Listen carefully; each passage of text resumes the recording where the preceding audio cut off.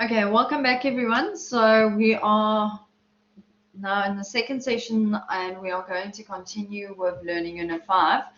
Before we continue with question 5.7, do you guys have any questions on 5.6 or anything in learning Unit 5 or regarding the test or the assignment before we start with the next question?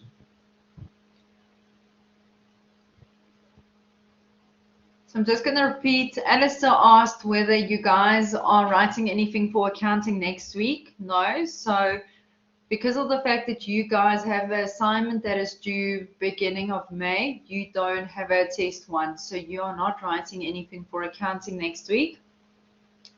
So next week, if you don't have any tests, it is a very good time to catch up on your ICE activities or on your assignment to get those things in, because those do affect your mark at the end of the semester. Okay, do you guys have any other questions on Learning Unit 5 or on the question that we've just covered? You can just type in the chat function for me or pick up your mic and ask.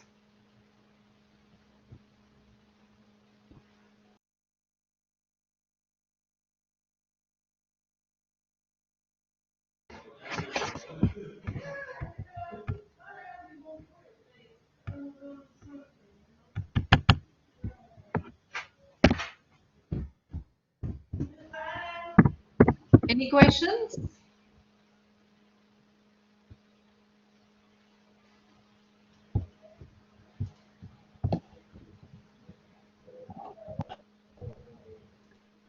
Ma'am, can you hear me? Yes, I can hear you, Lucely.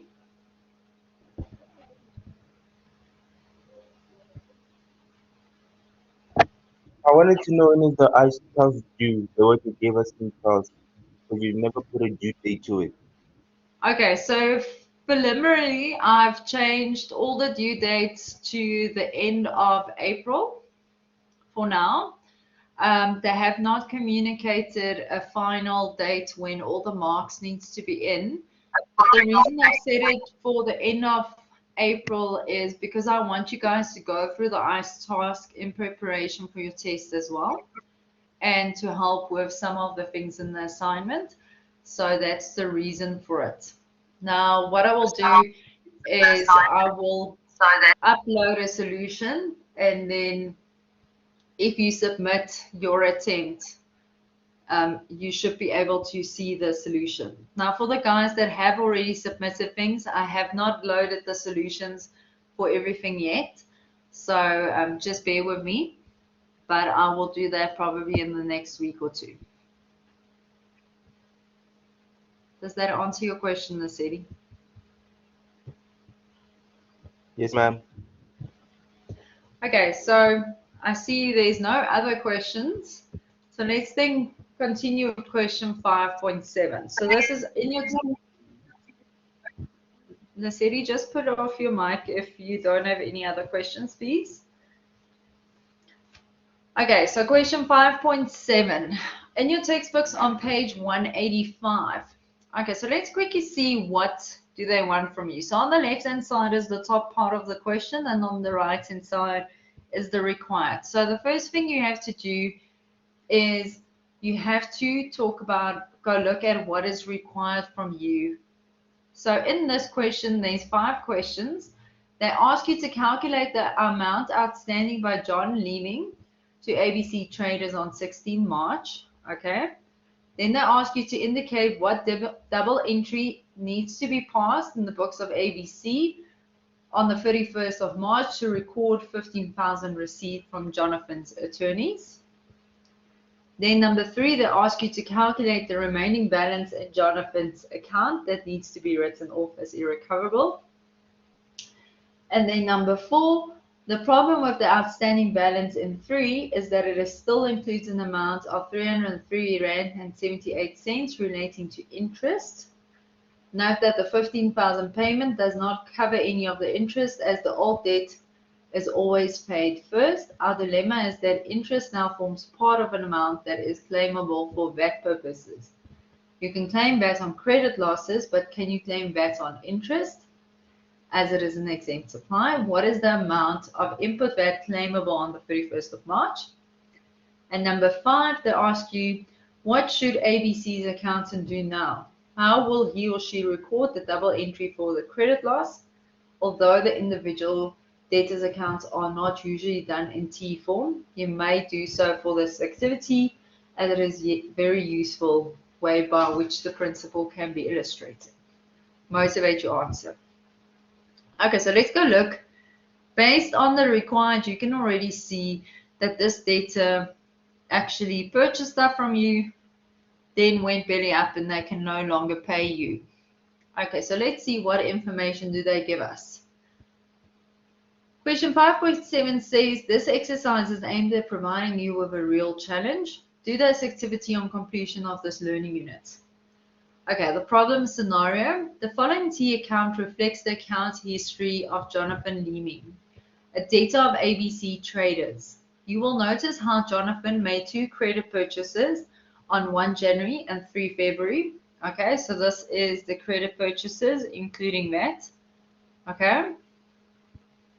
You will also notice how Jonathan made a payment on his account on the 31st of January. So here he paid 5,000 Rand. On the 5th of Feb, he returned goods of inferior quality and the credit note was passed. Okay, so this is the return of the goods. He missed the account payment on the 28th of Feb and hence interest of 303 Rand and 78 cents was charged on the 15th of March. There's the interest that was charged. Then they tell you subsequent transactions to the 31st of March. On the 31st of March, ABC Traders received a letter from Jonathan Leeming's attorneys stating that he has gone into liquidation. So basically what they're telling the company is this guy can no longer pay you. We are liquidating, closing the business, and that his entire estate was being sequestrated. So all his assets are being sold in order to pay his liabilities. ABC Traders received 15,000, which was a dividend in full and final payment of his outstanding amount. So what that means is out of the money that all the assets that he sold, only 15,000 was left over for this specific debtor to pay their balance. So that means whatever he has not paid needs to be written off because there is no other money to pay it. Okay, so let's start with calculate the outstanding amount for Jonathan Leeming.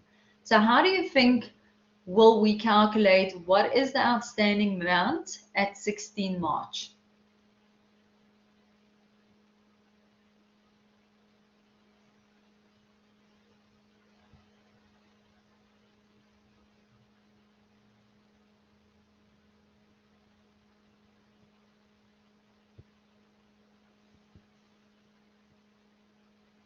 So taking the information on the screen, how will you calculate the outstanding amount? You can type the calculation in the chat function or you can pick up your mic and explain it to me.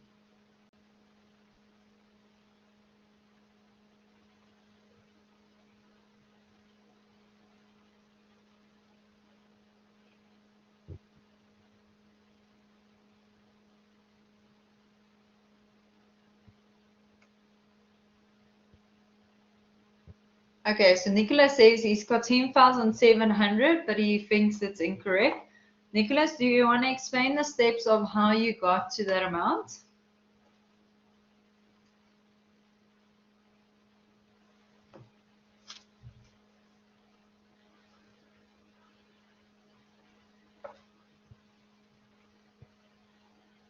Is there anyone else that have calculated it?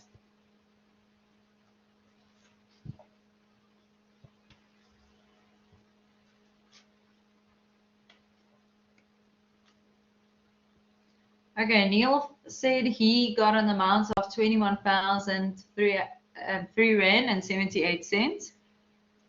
Okay. Okay, Jose says he got the same amount and how he calculated it. He took the 20,000, which was the sales on the left-hand side. He added the 11,400, which was also sales.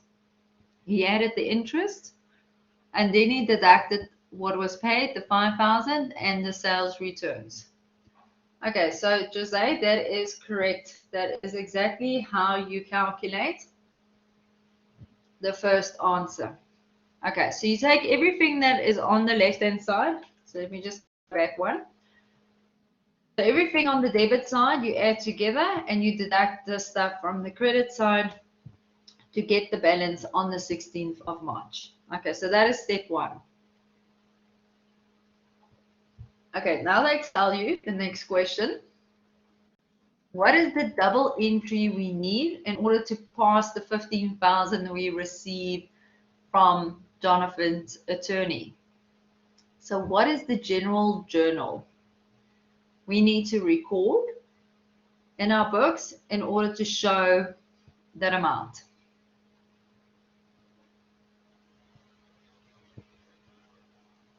So basically, what accounts will I debit? What accounts will I credit?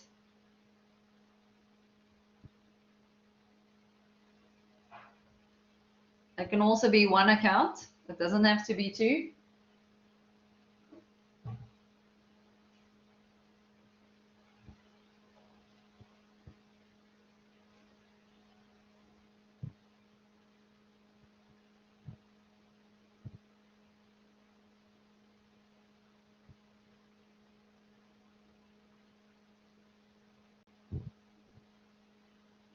Okay, so how do you think we will record the money we received? What account will we debit?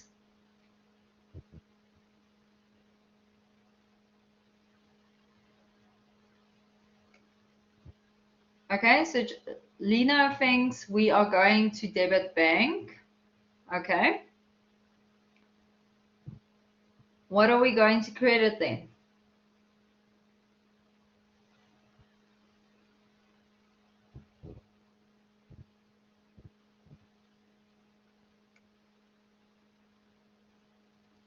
Okay, so Lena, you've got the two correct accounts, but I can see you are wondering whether it's a debit or credit. Okay, so let me help you guys out.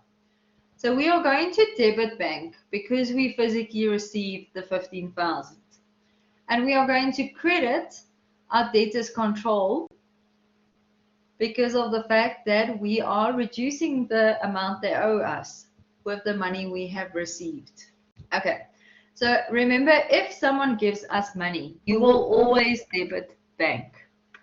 And then you would reduce, the other side would reduce the account that that money relates to. So in this scenario, because it is a debtor that is paying us, his account, which was a debit, will be credited. So if we go back to the T account here, similar to the payment here, you would do the payment on the 31st on the side as a credit.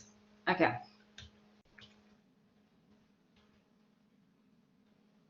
You guys okay with this so far? Do you have any questions on this?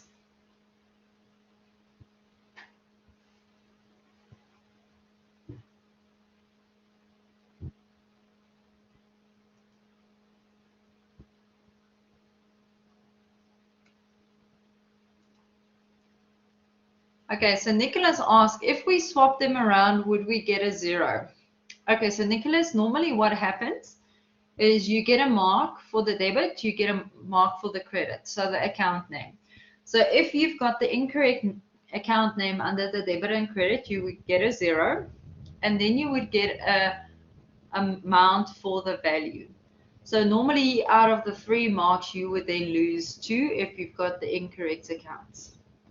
Okay, so that's why it's very important not to swap them around or use the incorrect account name because you would lose the marks, yes. Okay, so now if we've received 15,000 from our debtor, what will our new balance be at the end of March? How much money does Jonathan still owe us after we've received 15,000 Rand from him?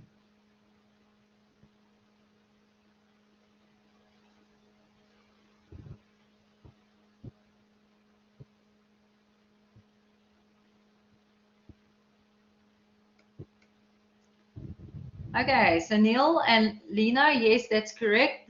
Okay, so Neil, you just got an extra 0 there, but I know what you were trying to say.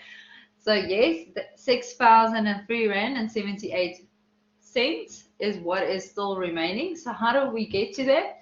We took the 21,000 that we calculated previously and we deduct the 15,000 to get to the amount.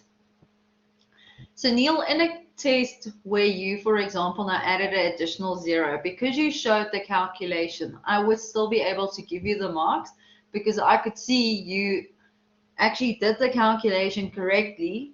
You just made you added an additional 0 because you were rushed. So we call it a finger error. So you would still be able to get the amounts because of the fact that you showed the calculation. Okay, so that's also the reason I want you guys to show the calculation. So in the event you accidentally swap something around or make a slight error, I can still go give marks for what you did correct. Okay, so currently he still owes us 6,003 Rand and 78 cents. Now let's see. They told us included in that outstanding amount is 303 Rand and 78 cents relating to interest. But the problem is, can we claim VAT on interest again? What do you guys think? Can we claim VAT on interest?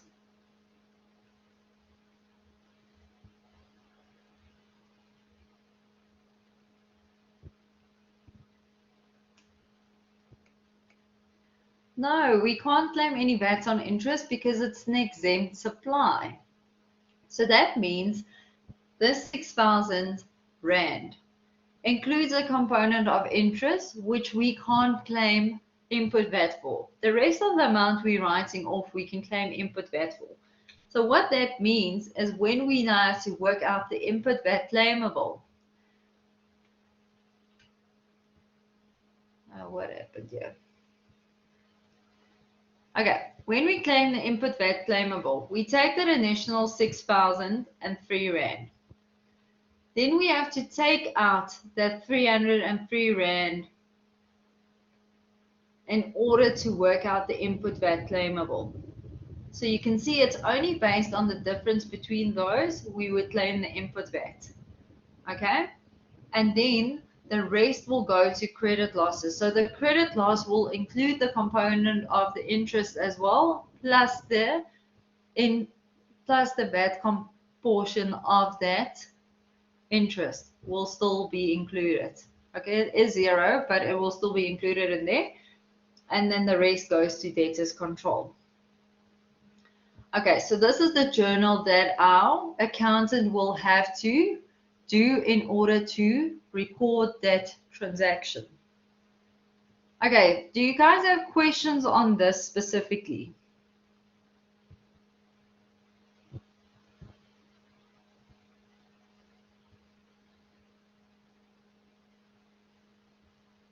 Do you have any questions on this?